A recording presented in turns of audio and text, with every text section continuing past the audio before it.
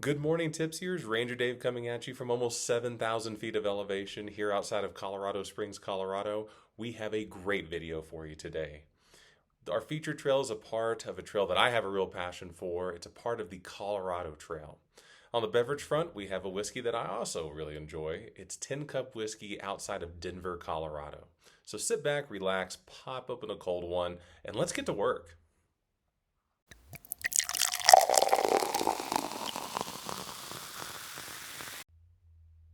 So, quick reminder, please hit that like and subscribe button. If you enjoy hiking or if you simply enjoy adult beverages and want to find something new to try, this is going to be the channel for you. Also, check out the description. We're going to be including links to the trail, to Tin Cup Whiskey, and also to the Colorado Trail Foundation within the description. A lot of great information there. So today's featured trail is segment 4 of the Colorado Trail.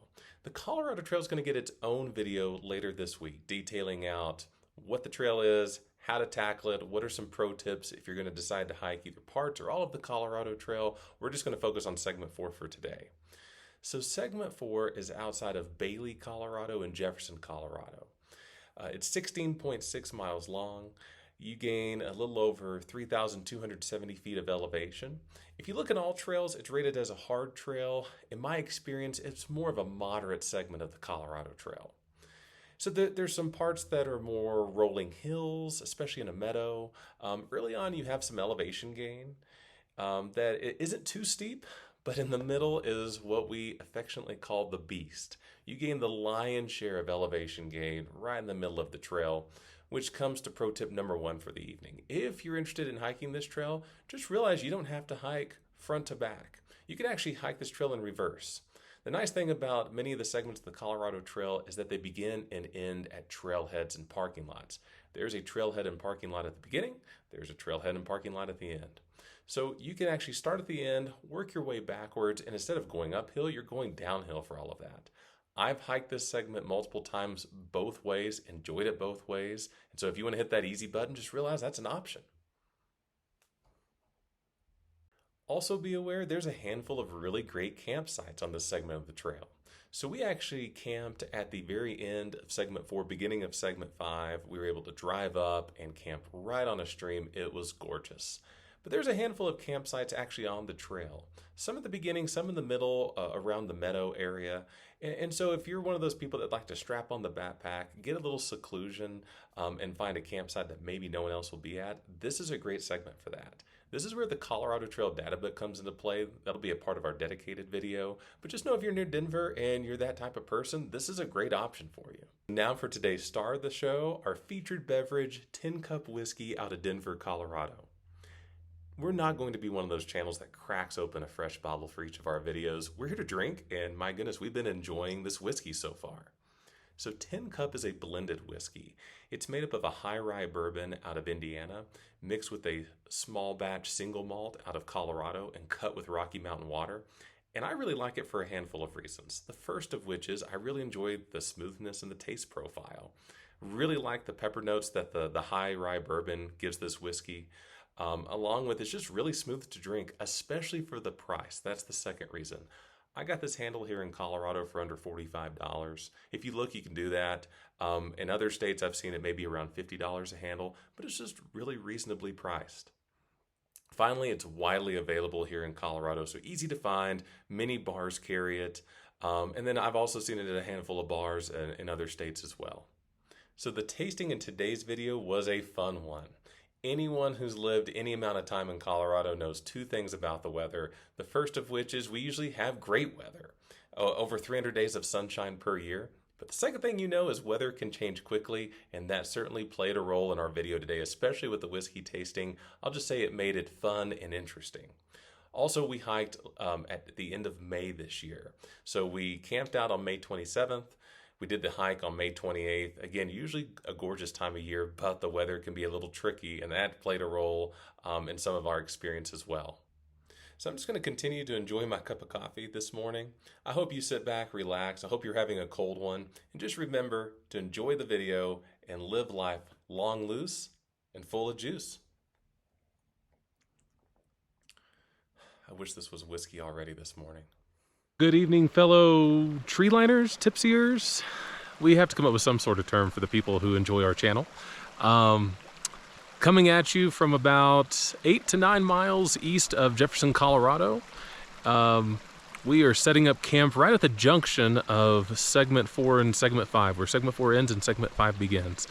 As you can tell in the background, there is a beautiful stream that crosses through that junction. Great place to camp. Great dispersed camping right here where we park.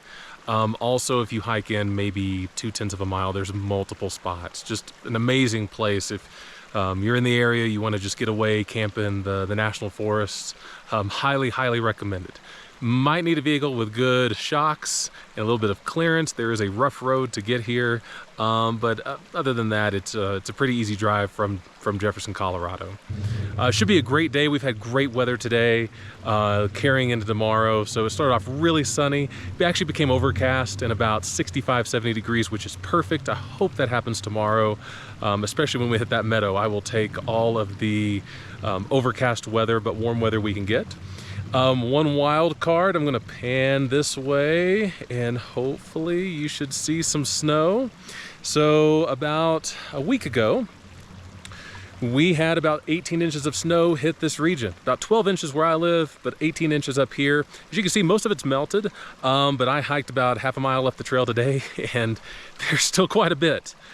We have spikes and Scott has gaiters. And we are ready to tackle the snow, but it will be interesting to say the least. So we're going to have an adult beverage, typical to Tipsy Above Tree Line, and just really enjoy the evening. It's going to be a gorgeous evening, and just get some good rest and some good sleep, and hit the ground running tomorrow morning.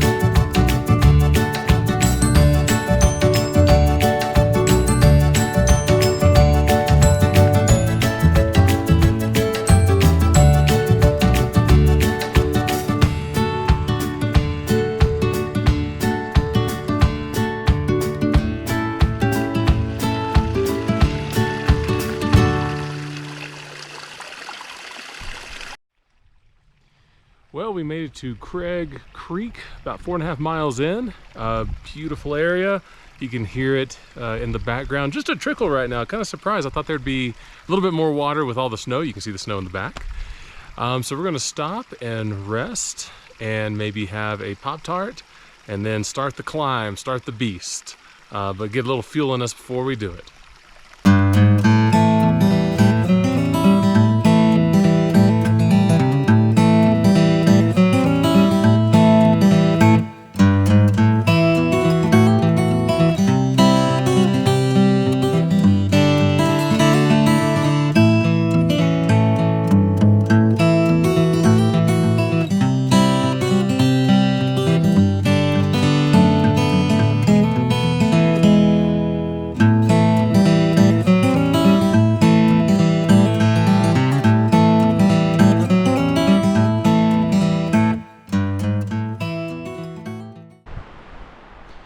Well, we finally busted through the snow. It got pretty sketchy back there. I did not film much, mainly because we had at least 3, maybe even 4 fallen trees, and we had to go around in the snow to get back on the trail. So, tons of fun.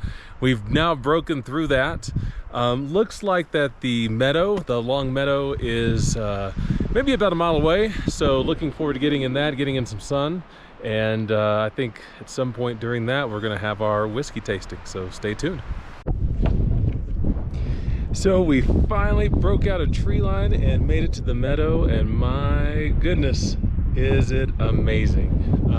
I've seen this a few times, and it's always just been amazing. But especially with the snow and the snow-capped mountains in the background, boy, this is a great hike. We picked a great day to do this. Take a look.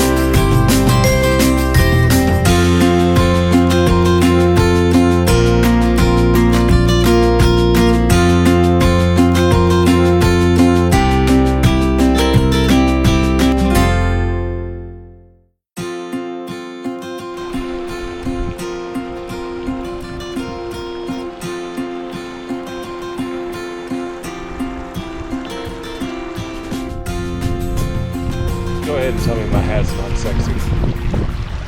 We have the shot of the day right there. In the distance is a mountain range that is actually a part of the Continental Divide Trail and the Colorado Trail. What you're seeing behind me is part of segment 6. That will be for another video.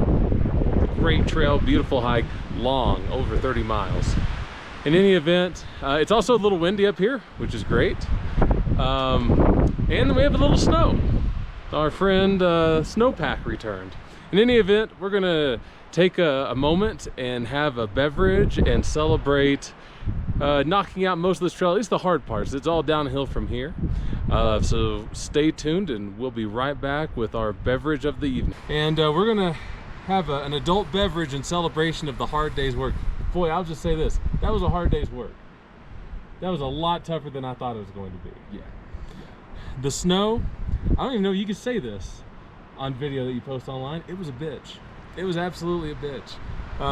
It wasn't terrible, but at times we hit it right at the ascent of the hardest part of the trail today. About, I guess it was about 6.5 to 7 miles in is when it got really tough. But the Meadow was a nice change of pace. We were able to chew up some dirt, chew up some time. And now we have to traverse the downhill climb. It looks like there's a little snow, but not bad. But in any event, tonight we have some Tin Cup. So Tin Cup is a American whiskey based out of Colorado in South Denver. It's one of my favorites. So I'm gonna put my work hat on. Sorry, the goods. My whiskey collection is a core and satellite strategy approach. You like that, don't you? Meaning the core are the handful of whiskeys I keep on tap all the time. And then the satellite are, you get into the mood for maybe something port cask, or you get something in the mood for something that's a rye or something along those lines. Tin Cup is one of my core strategies. At first it has a high rye content. Spoiler alert, there'll probably be a lot of rye whiskeys on our reviews. But I love high rye whiskeys. It's not a pure rye, it's just a high rye American whiskey. It comes in at about $45 a handle here in Colorado. I've seen it kind of ebb and flow, if you know where to look. And overall, it's a pretty smooth, great tasting whiskey if you enjoy the pepper notes of a rye whiskey.